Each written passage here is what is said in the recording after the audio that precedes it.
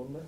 Well, I think it's a good opportunity for us to go to Wigan and play well, and they're a good side, whoever they put out, and they come with intent, and the mentality that they've built up there over a number of years means that you never go there thinking that it's going to be an easy game. That's for sure. It's going to be exceptionally tough because of the culture that they've got.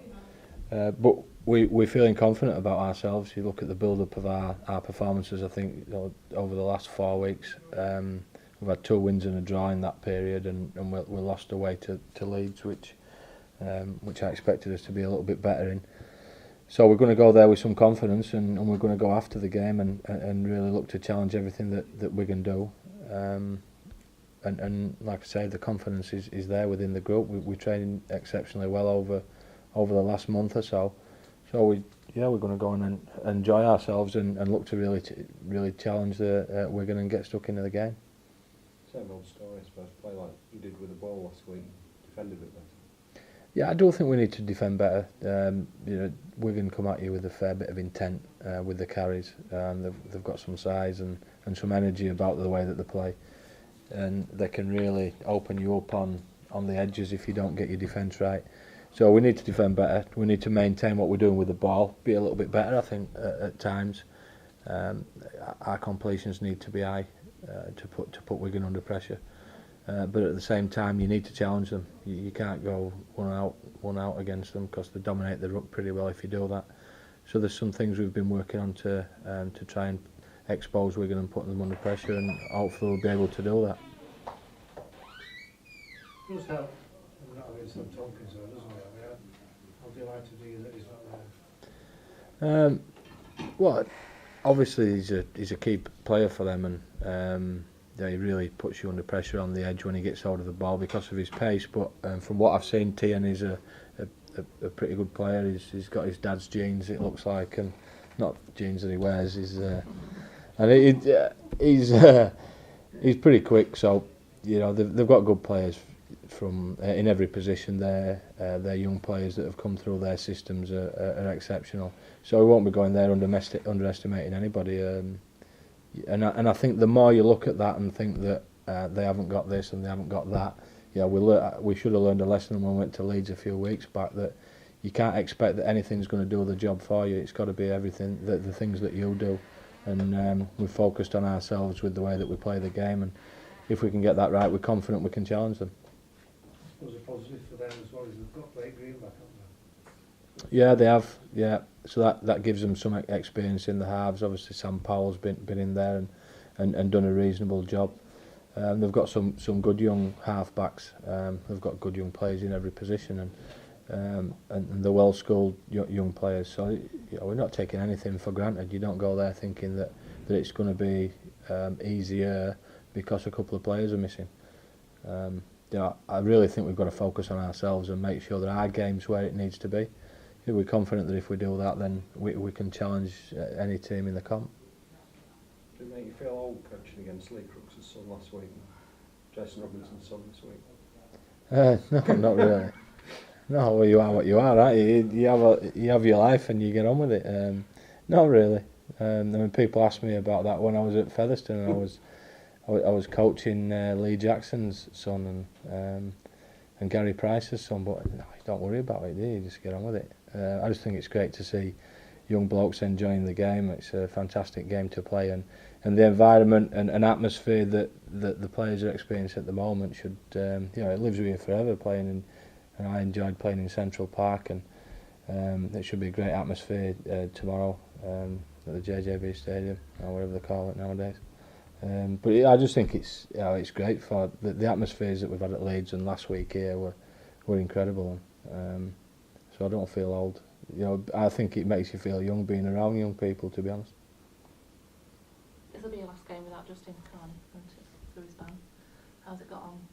You were going to teach him how to tackle better and safer, weren't you? Oh well, it's been interesting actually watching him tackle people. He comes to me every training session and says, who's not playing at the weekend?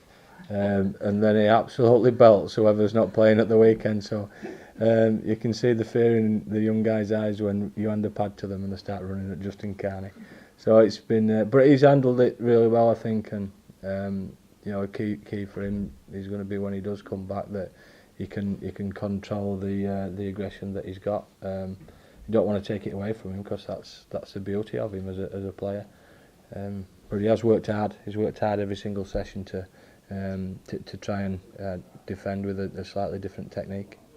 He's a great asset to have, isn't he, in attack? Oh, I won't fancy him running the ball at me, that is for sure. And I can't see anybody in Super League, particularly on the edges, thinking that they'd you know, would be a worse team without him in there. You know, he's with him in there. Sorry, he's a fantastic player and big, aggressive. He's got a lot of pace as well. And for a big man, he's unbelievably quick. So yeah, our wingers need to play well. Obviously, I thought they did exceptionally well last week, and they'll both feel like they're fighting each other for a wing spot. And I think in terms of pushing for places in the team, we're starting to develop a little bit of that. I think, you know, Richie Owen and James Clare have both come to the front and started to perform really well.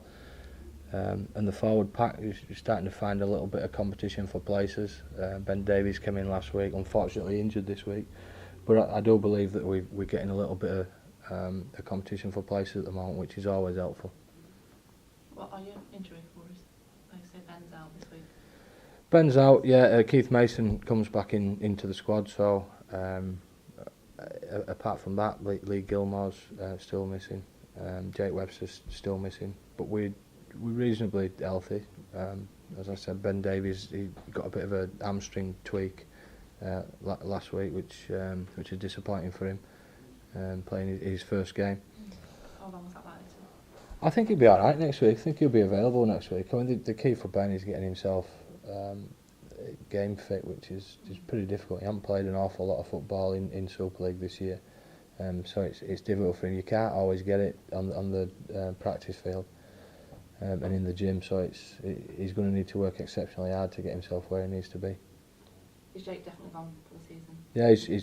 Yeah, he's out for the season, Jake. And Lee Gilmore, he's looking, you know, it's an extended period out for Lee Gilmore, which is obviously disappointing for him and for us. But that's the nature of the game. You generally get 2 or 3 of these across a season with the nature of the sport, and just got to get on with it. What situation is Jake at though? Is he still coming to training? Oh yeah, he's here all the time. Yeah, he's still smiling at the moment. You know, it's difficult when you get a long-term injury like that, a cruciate injury, which is the difficult mentally to deal with. But he's here every day. He's working hard on his rehab. So yeah, I mean it's important when you get those injuries that you continue to work hard and probably work a little bit harder than everybody else because you haven't got that much else to focus on. He's probably one of your most experienced players, isn't he? Can he still use that input somehow amongst the Yeah, team, even though he's not playing? Yeah, it's difficult for them.